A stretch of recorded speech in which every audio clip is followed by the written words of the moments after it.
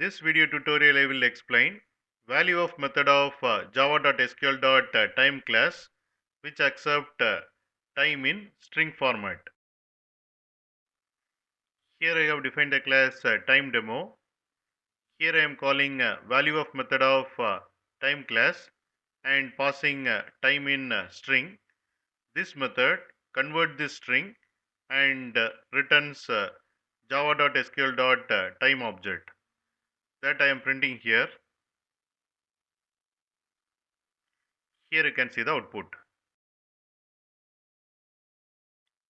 You can find source code for each example in my blog, and you can find a playlist for each topic in this playlist link. From this video description, you can get these links. Please check the description of this video.